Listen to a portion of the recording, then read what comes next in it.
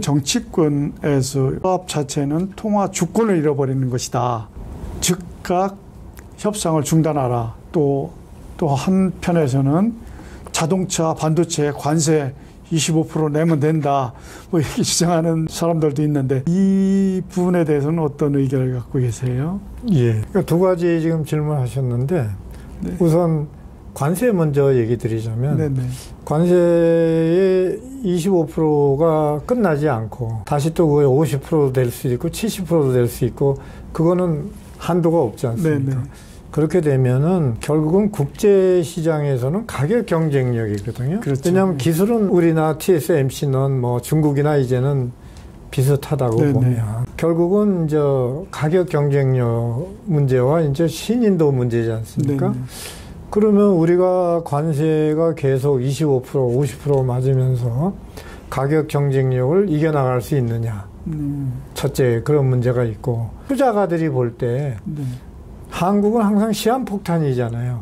다른 나라는 관세가 예를 들어서 15%에 안정적으로 확실하게 돼 있는데 확정이 됐는데 저기는 25%다. 이미 그러면 달리기에서 이미 우리는 뒤에서 출발하는 건데 과연 투자가 확실할 수가 있겠습니까? 이런 문제를 우리가 돌아봐야 된다 얘기죠. 그 다음에 가격 경쟁력에서 뒤처지면 국제시장에서는 한 번 지면 오늘 지면 내일 또 일어나면 되지가 없어요. 한 번 꺾이면 그 나라는 끝나는 거예요. 그러니까 핀란드의 노키아를 보면 알 수 있지 않습니까? 노키아는 우리가 스마트폰을 어린애 장난감으로 생각을 안 했지 않습니까? 근데 노키아는 전 세계에서 그 당시에는 노키아 핸드폰 하나 가지면 뭐 최고지 않습니까? 근데 지금은 노키아는 존재도 없지 않습니까? 그러니까 국제시장에서는 한 번 내가 한 발을 빼는 순간에 다른 사람이 한 발을 들여놓게 돼 있어서 그 다음엔 다시 재진입의 가능성은 없다고 봐야 돼요. 그래서 우리가 꾸준하게 이 같은 동행을 하거나 선행을 해야 되는 이유는 한 번 뒤로 밀리면 안 되기 때문에 그래서 끊임없는 투자와 끊임없는 기술 개발 혁신과 끊임없는 가격 경쟁력과 끊임없는 외교 이러한 것들이 어울려서 가는 거지 내가 혼자서 스스로 내가 가격이 관세를 맞으면 더 그걸 이겨나가지 그거는 이 현장을 모르는 또 국제시장을 모르는 얘기가 됩니다. 첫째. 그래서 가격 경쟁력에서는 밀릴 수 없는 거예요. 중국이 그동안에 급성장한 거는 기술력이 좋아서 그런 게 아니에요. 가격이 싸고 또 며칠 쓰다 보면 망가져도 또 버리고 또 싼 값에 또 사잖아요. 기술이 월등해서 그런 게 아니다 얘기죠. 가격 하나라고 하죠. 그걸로 도배를 한 거거든요. 그런데 우리나라에서 반도체나 예를 들어서 자동차에서 일본 도요타랑 경쟁을 가격은 대충 맞춰서 가겠다. 그런 건 현장을 너무 몰라서 하는 영어로 얘기하자면 나이브한 생각이다라고 얘기 드리고요. 그래서 절대 거기서 물러나면 안 돼. 그 다음에 이제 보조금을 준다라는 거는 우리가 특정 기업에 우리가 국가의 보조금이라는 건 국가에 우리 국민의 혈세를 기업에 준다는 거 아닙니까? 관세 차익분에 대해서 손해를 보조해 주겠다는 거잖아요. 25%를 15% 정도 예를 들어서 보조해 주겠다.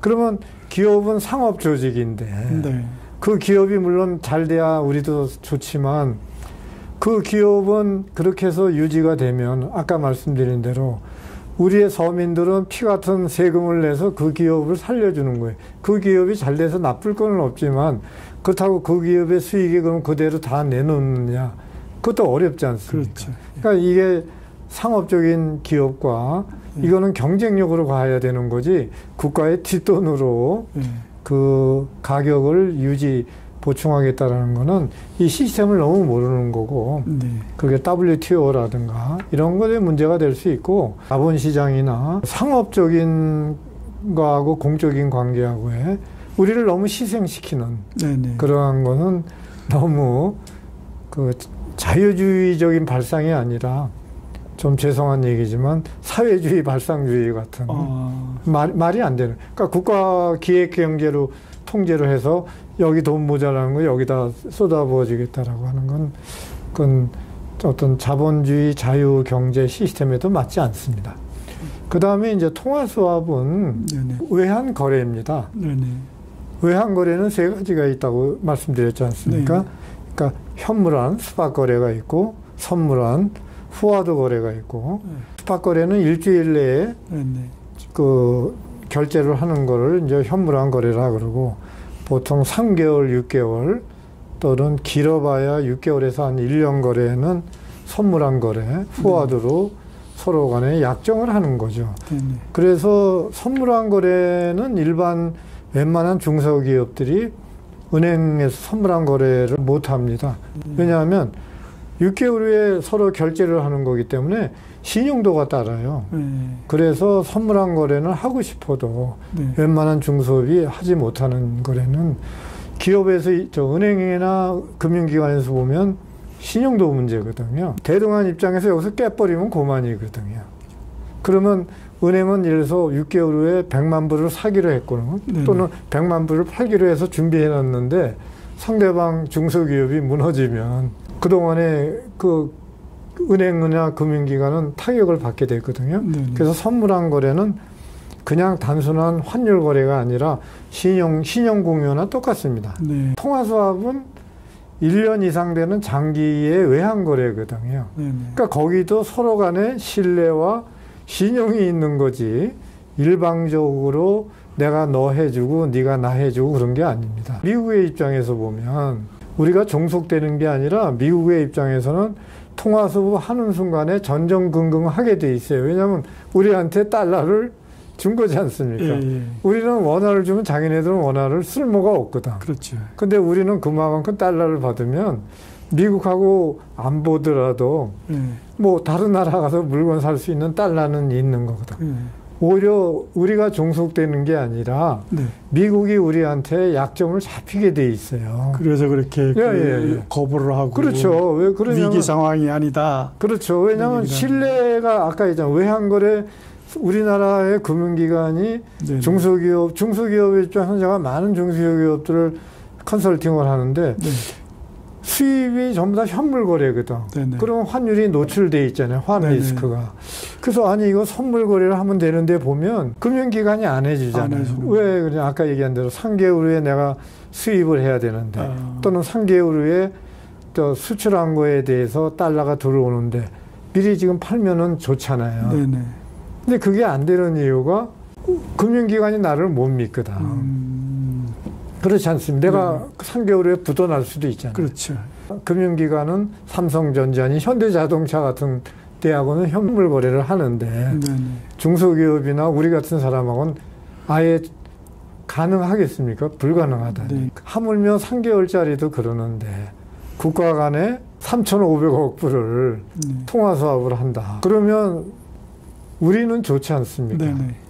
그 통화수합 거래가 실행되는 순간에 미국은 오히려 우리한테 전긍긍하게 돼 있지 않습니까? 그러니까 우리가 오히려 주권이 되는 거지 저쪽이 주권이 되는 게 아닙니다. 그걸 거꾸로 얘기하는 거예요. 그러니까 이 거래의 통화수합의 성격을 잘 몰라서 그러는 겁니다.